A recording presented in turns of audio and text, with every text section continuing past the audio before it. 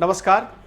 Iran में कुछ घंटे बाद वोटिंग होने वाली है, यानी वहाँ पर चुनाव हो रहे हैं। 4 साल में फ्रांसीसी चुनाव प्रणाली की तर्ज पर, क्योंकि ईरान में चुनाव हमेशा फ्रांसीसी चुनाव प्रणाली या पद्धति के तौर पर ही होता है। पहले दौर के मतदान में अगर किसी उम्मीदवार को 50% से ज़्यादा वोट नहीं मिलता है तो दूसरे दौर में सबसे ज़्यादा वोट पाने वाले 2 उम्मीदवारों के लिए वोट डाले जाते हैं।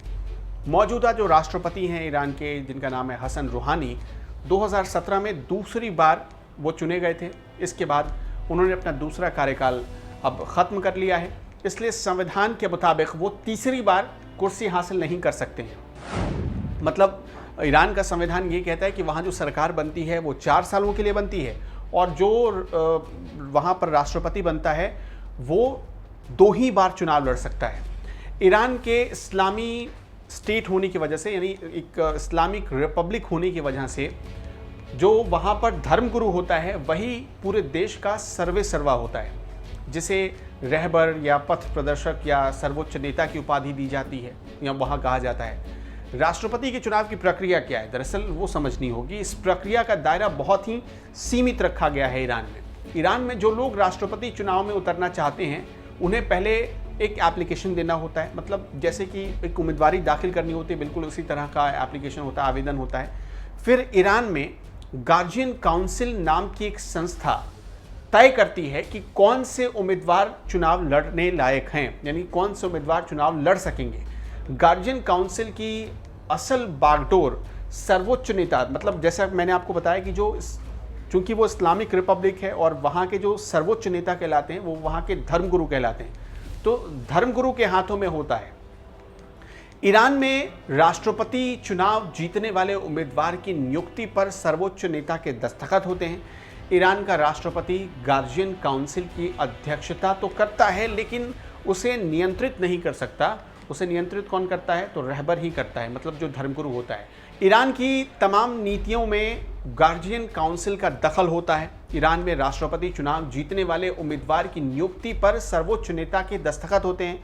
ईरान का राष्ट्रपति गार्जियन काउंसिल की अध्यक्षता, जैसा मैंने आपको बताया कि अध्यक्षता करता है, लेकिन उसकी पावर बहुत लिमिटेड कर दिया जाता है, सीमित कर दिए जाते हैं। ईरान की जो नीतियां हैं वो बनाता कौन है, तो गार्जियन काउंसिल बनाता है। ईरान दावा करता है कि उसके यहाँ लोकतंत्र है। पहले की तरह इस बार भी ईरान में जैसे ही वोटिंग का ऐलान हुआ कि मतदान मतलब करीब आया, तो वहाँ बहुत बड़े पैमाने पर लोगों ने अपनी दावेदारी पेश कर दी। कहा जाता है कि 600 लोगों ने अपनी उम्मीदवारी के लिए नामांकन का पत्र भर दिया। लेकिन गार्जियन काउंसिल को ये तय करना था कि कितने लोग चुनाव लड़ेंगे, तो गार्जियन काउंसिल ने तय किया कि सिर्फ 7 उम्मीदवार योग्य हैं चुनाव लड़ने के, तो सिर्फ 7 उम्मीदवारों को मंजूरी दी गई।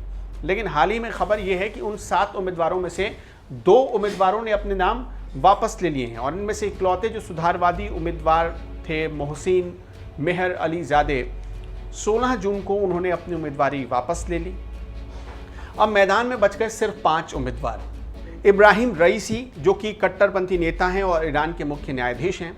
दूसरे हैं मोहसिन रज़ाई, जो कि IRGC के पूर्व कमांडर इन चीफ रह चुके हैं, मतलब कि ईरान की जो सेना है उसके कमांडर इन चीफ रह चुके हैं। सईद जलीली 2015 की परमाणु डील के नेगोशिएटर रह चुके हैं, वो भी चुनाव लड़ रहे हैं, और सिक्योरिटी काउंसिल के वो मेंबर रह चुके हैं। साथ ही साथ अब्दुल नसर हिम्मती, जो कि चौथे नेता हैं, और अब्दुल समर हिम्मती ईरानी सेंट्रल बैंक के पूर्व प्रमुख रह चुके हैं। 5वें नेता हैं आमिर हुसैन गाजीजादे, संसद में वो डेप्यूटी स्पीकर के पद पर हैं। लेकिन इन सब के बीच जो रईसी हैं, यानी जो चीफ जस्टिस हैं, उनकी जीत पक्की मानी जा रही है। क्यों मानी जा रही है, अब इसे समझिए। इब्राहिम रईसी 2017 में हसन रूहानी के खिलाफ चुनाव लड़ चुके थे, जिसमें उन्हें हार का सामना करना पड़ा था।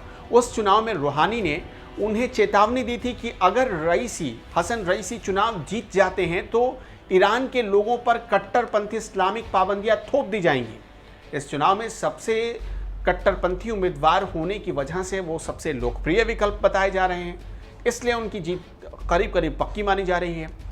इसका इशारा एक तरीके से हुआ है गार्जियन काउंसिल की तरफ से। गार्जियन काउंसिल ने पहली बार इतनी तादाद में सुधारवादी उम्मीदवारों को चुनाव लड़ने से रोका है, तो जिसका सीधा मतलब ये निकलता है कि गार्जियन काउंसिल चाहता है कि कोई कट्टरपंथी उम्मीदवार ही ईरान का इस बार प्रेसिडेंट बने। इस बार किन मुद्दों पर चुनाव होना है ईरान के लिए, वो भी बहुत मायने रखता है, क्योंकि आपने देखा कि ईरान के संबंध कई देशों से खराब हो गए और अमेरिका ने तो उस पर कई प्रतिबंध थोप दिए। तो किन मुद्दों पर चुनाव होगा ये भी बहुत ज़रूरी है। कहा जा रहा है कि हसन रूहानी के पहले कार्यकाल के दौरान यानी साल 2015 में अमेरिका और ईरान के बीच परमाणु डील हुई तो एक बहुत बड़ी कामयाबी माना गया, लेकिन विपक्ष के मुताबिक इसका फ़ायदा हसन रूहानी नहीं ले पाए। 2018 में तत्कालीन जो अमेरिकी राष्ट्रपति थे डोनाल्ड ट्रंप, उनसे और हसन रूहानी के रिश्ते बहुत ख़राब हो गए अमेरिकी डील के बाहर निकालते हुए। दरअसल डोनाल्ड ट्रंप ने ईरान को अमेरिकी डील से बाहर निकालते हुए जबरन कई प्रतिबंध थोप दिए। धीरे धीरे सुधार की राह पर जब ईरान की अर्थव्यवस्था बढ़ रही थी तो उसे जोर का झटका लग गया। इस चुनाव में सबसे बड़ी बात, जो सबसे बड़ा मुद्दा होगा, यही होगा कि आपकी जो पॉलिसी है वो बिगड़ चुकी है, डिरेल हो चुकी है। सबसे बड़ा मुद्दा ईरान के लिए ये रहने वाला है। कुछ लोग चुनाव का बायकॉट कर रहे हैं, बायकॉट की मुहिम भी चलाई जा रही है ईरान में। लोग लोकतांत्रिक आज़ादी की मांग करने लगे हैं। अब सोचिए कि जहां कट्टरपंथी सरकार होगी वहां लोकतांत्रिक आज़ादी मिल नहीं सकती। ये मांग इसलिए भी की जा रही है क्योंकि यहाँ सरकार विरोधी प्रदर्शनों पर बहुत जोर यूँ कह लें कि डंडा चलता है, उन्हें रोका जाता है, प्रदर्शनों को जेल में डाल दिया जाता है लोगों को पकड़कर। इसलिए भी लोग लोकतांत्रिक आज़ादी मांग रहे हैं। 2017 से 2019 के बीच ईरान में ज़बरदस्त विरोध प्रदर्शन हुए, कई लोग मारे गए जिनकी गिनती नहीं है। 2019 में ईरान में पेट्रोल की कीमतें ज़बरदस्त आसमान छूने लगी। अब सोचिए कि जो ईरान पूरी दुनिया को पेट्रोल और डीजल देता है, उसी ईरान में पेट्रोल की कीमतें आसमान छूने लगी, जिसका विरोध शुरू हो गया। 100 से ज़्यादा शहरों में लोग सड़कों पर आ गए। सत्ताधारी से मतलब हसन रूहानी से कुर्सी छोड़ने की मांग की जाने लगी। एमनेस्टी इंटरनेशनल के मुताबिक ये दावा किया गया है कि 300 से ज़्यादा लोग, कुछ ही दिनों के भीतर 300 से ज़्यादा निहत्थे प्रदर्शनकारियों को मार डाला गया सुरक्षा बलों के हाथों। तो ये सारे मुद्दे ईरान में रहने वाले हैं। बहरहाल अब देखना होगा कि शुक्रवार को ही चुनाव है, यानी कुछ ही घंटे बचे हैं चुनाव में, तो किसकी जीत होती है, ईरान का अगला राष्ट्रपति कौन बनता है।